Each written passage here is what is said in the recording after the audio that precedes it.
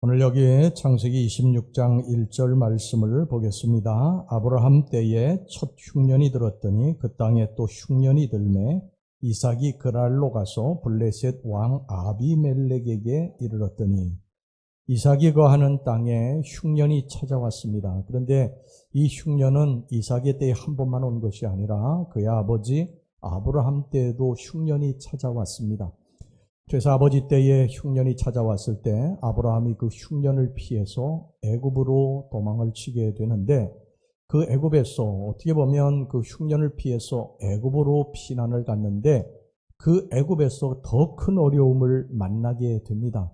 자, 이제 이삭의 때에, 그의 아들 때에 흉년이 찾아왔는데 하나님께서 그 이삭에게 이렇게 말씀을 하셨습니다. 창세기 26장 2절 말씀, 여호와께서 이삭에게 나타나 이르시되 애굽으로 내려가지 말고 내가 네게 지시하는 땅에 거주하라. 이삭아, 네 아버지 아브라함처럼 흉년이 왔다고 애굽으로 내려가지 말고 내가 네게 말하는 그 땅에 네가 그냥 거하라. 이렇게 말씀을 하십니다. 여러분, 성경에 애굽이라고 하는 나라는 세상을 상징합니다. 너희들이 고난이 왔을 때 세상으로 내려가지 말라는 것입니다. 그리고 내가 명하는 그 땅에, 내가 말하는 그 땅에 너희들이 거해야 된다. 하나님이 말씀하시는 그 땅은 어디입니까? 믿음의 땅입니다. 신앙의 땅입니다. 하나님이 계신 곳입니다. 아브라함은 순간적으로 인간적인 생각으로 애굽으로 피하면 먹을 것이 있겠다 해서 피한 것인데 오히려 더 큰 위험을 만나게 되고 본토로 다시 돌아오게 됩니다. 그래서 하나님께서 이삭에게 부탁하신 거예요. 너는 이 땅을 떠나서는 안 된다. 애굽으로 내려가서는 안 된다는 것입니다. 여러분, 우리 믿는 사람들이 인생에 흉년이 왔다고 그래서 세상을 향해서 피하면 안 됩니다. 세상으로 피하면 안 됩니다. 우리가 살다 보면 뜻하지 않은 어려움을 만나게 되지 않습니까? 그러나 그때 우리들이 본능적으로요, 내가 누구에게 전화할까? 내가 누구를 만날까? 누가 나를 도와줄 수 있을까? 생각하고 그리로 자꾸 가는데 그렇게 하지 말라는 것입니다. 성경이 우리들에게 말씀하는 것은 우리들에게 살다가 어려움이 오게 되면 사람을 찾아서는 안 된다는 거예요. 하나님께로 가야 된다는 것입니다. 하나님만이 우리들의 유일한 피난처시라는 거예요. 시편 46편 1절 말씀 보세요. 하나님은 우리의 피난처시요 힘이시니 환난 중에 만날 큰 도움이시라. 우리는 사람이 어떤 우리에게 도움을 주는 것을 생각하지만 여러분, 사람을 통해서 물론 하나님이 일하시죠. 그러나 사람을 붙여주시는 분은 하나님이신 줄로 믿습니다. 그래서 우리가 하나님께로 찾아가서 하나님, 이 위기를 주님 앞에 이제 맡깁니다. 도와주세요. 하나님 도와주세요. 그럴 때 하나님께서 사람이 필요하면 사람을 붙여주시고 물질이 필요하면 물질을 붙여주실 것입니다. 성경이 사람이 우리를 돕지 못한다고 분명히 말씀하고 있어요. 시편 146편 3절 말씀 보세요. 귀인들을 의지하지 말며 도울 힘이 없는 인생도 의지하지 말지니. 성경이 분명히 못을 받고 있습니다. 인생을 의지하지 말라는 거예요. 우리 하나님 믿는 백성들은 오직 하나님 한 분만 의지해야 될 줄로 믿습니다. 자, 시편 121편 1절 2절 말씀 봅시다. 도움이 어디서부터 오는가 봅시다. 하나님을 찾고 기도해 오는 거예요. 내가 산을 향하여 눈을 들리라. 나의 도움이 어디서 올까? 나의 도움은 천지를 지으신 여호와에게서로다. 세상 사람들은 이 원리를 잘 몰라요. 하나님 믿는 백성들이 어려움을 당했는데 그 어려움을 해결하려고 이리 뛰고 저리 뛰지 않고 교회 가서 훌쩍거리는 거 보고요, 저런 바보 같은 놈, 저런 어리석은 인간이 어디 있어? 그걸 비웃습니다. 여러분, 다윗 때도 그랬어요. 다윗이 사울에게 쫓겨다니면서 계속 고통을 당할 때에 사람들이 이웃나라, 블레셋이라든지 이웃나라에 가서 좀 도움을 청해가지고 사울을 대적하든지 이런 문제를 해결해야지 매일매일 하나님 앞에 엎드려 기도하느냐고 그렇게 비웃었습니다. 여러분, 시편 11편 1절 말씀 보세요. 내가 여호와께 피하였거늘 너희가 내 영혼에게 새같이 내 산으로 도망하라 하면 어찌함인가. 여기서 산이라고 하는 것은 세상을 말하는 거예요. 내가 하나님께 피했는데 세상 사람들은 왜 그 하나님께로 자꾸 가느냐? 거기서 내 무슨 도움이 나올 수가 있느냐? 산으로 피하라. 애굽으로 피하라. 세상 사람들은 그렇게 이야기합니다. 그런데 다윗은요, 한 번도 그렇게 하지 않습니다. 그 어려운 때에도 하나님 앞에 무릎을 꿇고 하나님을 바라볼 때에 도움이 하나님께로부터 온 줄로 믿습니다. 다윗은 여러분 믿음의 사람이었어요. 다윗이 이 형들을 문하러 왔다가 블레셋 장수이 골리앗이요, 이스라엘 백성들 앞에서 큰 소리로 호령하지 않습니까? 너희 중에 누가 나와 대적할 자가 있느냐? 누가 나와 대적할 수 있느냐? 그럴 때에 이스라엘 군사들이 한 명도 나가지 못했어요. 그때 이것을 형들을 문안왔던 다윗이 들은 것입니다. 목동 다윗이 들은 것입니다. 그리고 막 속에서 의분이 일어나게 됐어요. 하나님 믿는 백성들이 어찌하여 하나님을 모독하는 저 블레셋 장수 골리앗의 말에 한마디 대답도 못하는가? 그러면서 이 다윗이 사울에게 찾아가지 않습니까? 내가 나가겠다고. 그래서 사울이 이렇게 보니까 뭐 형편없어요. 키도 작고. 그래가지고 내가 안 된다고 그러니까 내가 나가겠다고. 그래가지고 어쩔 수 없이 이제 갑옷을 주고 칼도 주고 뭐 그랬는데 갑옷도 맞지를 않는 거예요. 그래서 갑옷도 다 벗어놓고 칼도 창도 들지 아니하고 물맷돌 5개만 가지고 이 다윗이 골리앗에게 나아가지 않습니까? 나아가면서 모든 이스라엘 군사들은 다 두려워서 벌벌 떨고 꽁지를 빼고 있는데 이 다윗이 갑옷도 입지 아니하고 칼과 창도 들지 아니하고 방패도 들지 아니하고 이 골리앗에게 나아가면서 했던 그 위대한 선언, 그 위대한 말이 있지 않습니까? 사무엘상 17장 45절에 47절 말씀입니다. 여러분, 우리가 어떤 일이 있을 때에 우리들이 상대하기 어려운 그러한 위기를 만났을 때에 이런 믿음을 가지고 나아갈 수 있기를 주의 이름으로 축원합니다. 우리 다 같이 이런 고백을 하면서 이 말씀을 읽겠습니다. 시작. 다윗이 블레셋 사람에게 이르되 너는 칼과 창과 단창으로 내게 나오거니와 나는 만군의 여호와의 이름 곧 내가 모욕하는 이스라엘 군대의 하나님의 이름으로 내게 나아가노라. 오늘 여호와께서 너를 내 손에 넘기시리니 내가 너를 쳐서 네 목을 베고 블레셋 군대의 시체를 오늘 공중의 새와 땅의 들짐승에게 주어 온 땅으로 이스라엘의 하나님이 계신 줄 알게 하겠고 또 여호와의 구원하심이 칼과 창에 있지 아니함을 이 무리에게 알게 하리라. 전쟁은 여호와께 속한 것인즉 그가 너희를 우리 손에 넘기시리라. 할렐루야. 믿음으로 나아간 것입니다. 믿음으로 나아간 거예요. 뭐 갑옷 입고 칼과 창으로 나아간 게 아니라 오직 여호와의 이름으로 나아가서 그 이스라엘 모든 군사들이 두려워하는 골리앗을 때려 눕히지 않습니까? 여러분, 우리가 이 세상을 살아가는데 이렇게 골리앗처럼 우리들 앞에 무엇인가 더 놓여 있고 여리고성처럼 홍해처럼 딱 놓여 있을 때 우리들이 나갈 수 있는, 이것을 뚫고 나갈 수 있는 비결은 오직 여호와의 이름으로, 여호와를 믿음으로 우리가 나아가야 승리하게 될 줄로 믿습니다.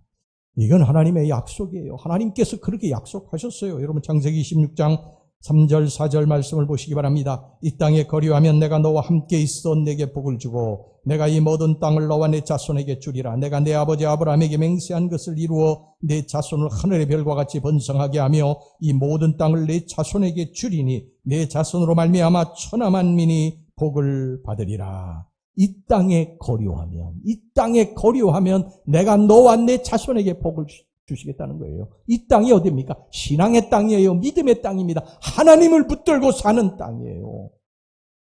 우리 인간들이 자꾸 하나님을 떠나려고 합니다. 위기를 만나게 되면, 고난을 만나기 자꾸 하나님을 떠나는데 하나님은 그렇게 말씀하지 않는 거예요. 고난 가운데 너희들이 있을 때에도 이 땅을 떠나지 말라는 거예요.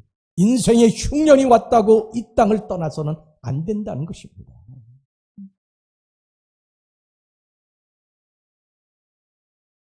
그래서 이삭은요, 이 말씀을 믿고 하나님을 떠나지 않습니다. 그 결과 여러분 어떻게 됐습니까? 이삭은 하나님의 약속대로 큰 복을 받았어요. 오늘 여기 본문의 12절 13절 말씀 보세요. 이삭이 그 땅에서 농사하여 그 해에 100배나 얻었고 여호와께서 복을 주심으로 그 사람이 장대하고 왕성하여 마침내 거부가 되어 100배의 복을 받았다고 말씀을 하고 있습니다. 어디에서 100배의 축복을 받았다고 그랬습니까?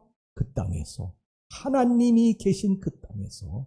떠나지 않은 거예요. 떠나지 않은 것입니다. 흉년이 왔지만 떠나지 않은 거예요. 그냥 하나님을 붙들고 매달린 것입니다. 그랬더니 하나님이 100배의 축복을 주셨다는 것입니다. 여기 이삭이 노력해서 얻은 결실이 아니죠. 성경이 분명히 뭐라고 말씀합니까?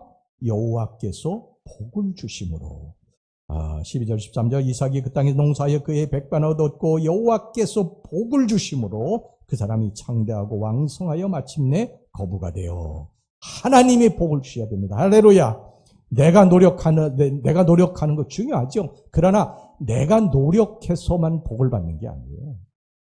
우리가 인생을 살아봐서 알지 않습니까?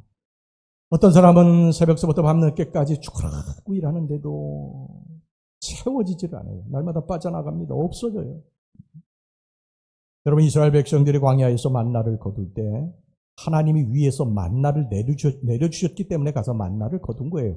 안식일에는 만나 거두지 말라고 그러셨거든요. 내가 만나를 내리지 않겠다고. 그런데 욕심 많은 사람들이 안식일에도 가가지고서는 만나를 찾았어요. 그런데 만나를 하나도 못 거뒀습니다. 왜 못 거뒀습니까? 하나님이 위에서 만나를 내리지 않으셨기 때문입니다. 여러분, 지금도 똑같은 거예요. 하나님이 위에서 만나를 내리셔야 우리가 나가서 거두는 것입니다. 여러분들이 새벽부터 밤늦게까지 죽어라고 이런다고 그래가지고 거두는 게 아니에요. 하나님이 내려주셔야 거두게 되는 것을 믿으시기를 바랍니다.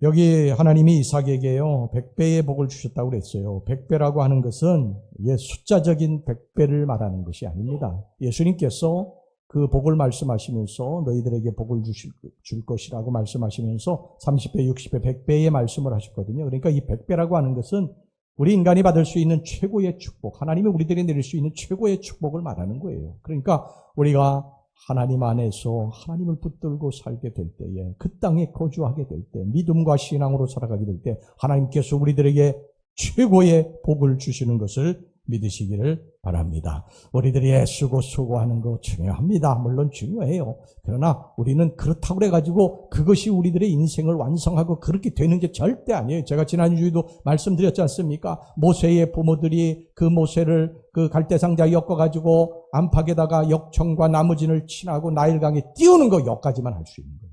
그 다음에 이제 하나님이 하셔야 됩니다. 여러분, 우리가 시험을 치르는 학생들 열심히 공부하는 거 거기까지는 해야 돼요. 그러나 그 다음에 일은 이제 하나님이 하시는 일이에요. 사업하시는 분도 마찬가지입니다. 진급도 마찬가지. 우리 인생의 모든 일들은 우리들이 최선을 다하지만 그 다음에 일은 하나님이 하셔야 되는 거예요. 명심하시기를 바랍니다. 자, 그런데 이제 이삭에게 한 가지 문제가 생겼어요. 이삭이 거부가 되니까, 그 땅에서 거부가 되니까 시기하는 사람이 생겼습니다. 오늘 본문의 14절 말씀 봅시다. 양과 소가 떼를 이루고 형이 심이 많음으로 블레셋 사람이 그를 시기하여. 여러분, 우리가 잘 되면요 반드시 시기하는 사람이 생깁니다. 그거는 언제나 그래 왔어요. 앞으로도 또 그럴 것입니다. 이 시기와 질투는 아담과 하와가 죄를 지은 결과로 온 뿌리 깊은 죄악이에요. 가인이 동생 아벨을 죽인 것도 시기심 때문 아닙니까? 그래서 인간은, 우리 옛말에 그런 말도 있잖아요. 사촌이 땅을 잡으면 배 아프다. 사촌이 땅을 잡으면 박수 쳐주고 기뻐해 줘야 되는데 괜히 이상하게 내가 배가 아픈 거예요. 이게 인간의 죄의 본성이에요. 남이 잘 되면 잘 되는 꼴을 못 봐 뒤에서 험담하고 욕하고 시기하고. 여러분, 이것은 통제할 수 없어요. 다른 사람이 나에 대해서 시기하고 뭐 욕하고 이렇게 하는 것은 통제할 수 없어요. 그러나 우리 예수 믿는 사람들이 통제할 수 있는 것이 있어요. 나를 통제할 수 있습니다. 내가 거기에 어떻게 반응하느냐는 내가 결정을 해야 되는 것입니다. 이삭은 여기 보면 그들과 싸우지 않았어요.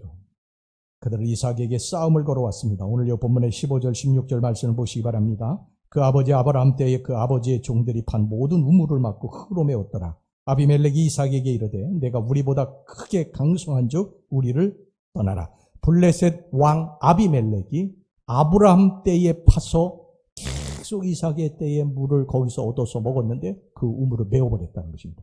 여러분, 광야에 우물을 메웠다고 하는 것은 이거는 생명을 끊었다는 거예요. 생명. 광야에서 물은 생명입니다. 그런데 우물을 메웠다는 거예요. 그러면 이거는 완전히 이제는 너 죽고 나 죽자 그렇게 싸우겠다는 의미입니다. 그런데 이삭은 싸우지 않았어요. 우물을 메웠는데도 블레셋 왕과 그의 일당들이 우물을 메웠는데도 싸우지 아니하고 다른 곳에 또 우물을 파게 됩니다. 그랬는데 이번에는 거기까지 또 찾아와가지고 우물을 또 메웠어요. 이 블레셋 왕 아비멜렉과 그 일당들이. 이삭이 얼마나 화가 났겠습니까? 뭐 지금처럼 무슨 장비가 좋아가지고 우물을 쉽게 팔 수 있는 그런 상황도 아닌데, 그러나 이삭은 싸우지 않고 또 다른 곳에 가서 우물을 팝니다. 근데 거기 와가지고 또 메웠어요. 이렇게 몇 번을 계속합니다. 그런데 이삭은 계속해서 싸우지 않았어요. 여러분, 이것은 무엇을 상징하는 줄 아십니까? 성경의 물이라고 하는 것은요, 생수이신 예수 그리스도를 상징하는 것입니다. 요한복음 4장을 보면 예수님이 수가성 우물가의 여인과 대화하는 장면이 나오는데, 생수를 구하는 이 여인에게 예수님이 이렇게 말씀하셨어요. 요한복음 4장 13절 14절, 예수께서 대답하여 이르시되 이 물을 마시는 자마다 다시 목마르려니와 내가 주는 물을 마시는 자는 영원히 목마르지 아니하리니 내가 주는 물은 그 속에서 영생하도록 솟아나는 샘물이 되리라. 바로 예수님 자신을 생수라고 그러신 거예요. 샘물이라고 그러신 것입니다. 그러니까 이게 무슨 말이냐면, 계속 우물을 메웠지만 그 이삭은 계속 다른 곳에 우물을 팠어요. 이게 무슨 의미냐면, 싸움을 그들이 걸어왔지만 이삭은 싸우지 아니하고 그 문제를 가지고 예수님께 찾아갔다는 것입니다. 여러분, 우리는 살면서요, 우리를 시기하고 질투하고 뒤에서 막 욕하고 험담하고 비난하는 그런 사람들을 만나게 됩니다. 괜히 나를 미워하는 사람이 있어요. 여러분, 그때 내 속에서 그와 싸우고 싶은 마음이 듭니다. 여러분, 이삭도 왜 안 그랬겠어요? 이삭도 사람인데. 더군다나 여기 성경에 보면요, 이삭이 그 당시에 블레셋 왕보다도 더 크고 강성했다고 말씀을 하고 있습니다. 그런데 이삭은 싸우지 않았어요. 그 문제를 가지고 예수님께 찾아간 거예요. 여러분, 이게 쉬운 일이 아닙니다. 첫째는 하나님을 굳게 믿어야 되고요. 둘째는 인내심이 있어야 됩니다. 이삭은 모든 상황을 통제하시는 하나님을 굳게 믿었고 인내하며 기다렸습니다. 그러자 어떤 역사가 일어났습니까? 오늘 여기 본문의 26절 말씀 보시기 바랍니다. 아비멜렉이 그 친구 아우삿과 군대장관 비골과 더불어 그랄에서부터 이삭에게 온지라. 아비멜렉이 누굽니까? 우물을 메운 이 블레셋의 왕이에요. 원흉입니다. 원흉. 이 이삭을 고통스럽게 한 원흉이에요. 찾아왔어요. 왜 찾아왔습니까? 싸우러 온 것입니까? 이삭도 처음에는 싸우러 온 줄 알았어요. 27절 보세요. 이삭이 그들에게 이르되 너희가 나를 미워하여 나에게 너희를 떠나게 하였거늘 어찌하여 내게 왔느냐.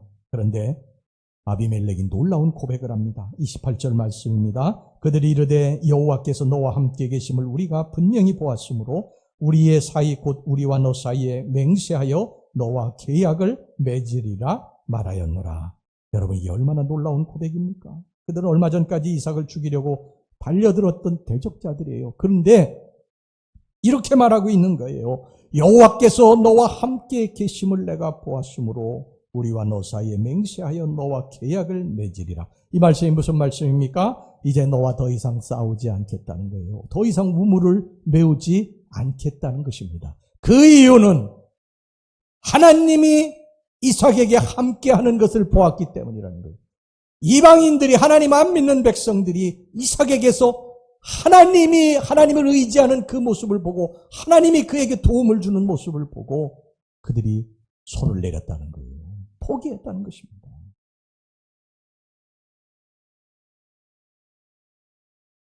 자, 29절 후반절 말씀 보겠습니다. 이제 너는 여호와께 복을 받은 자니라. 이게 누구의 입에서 나온 말입니까?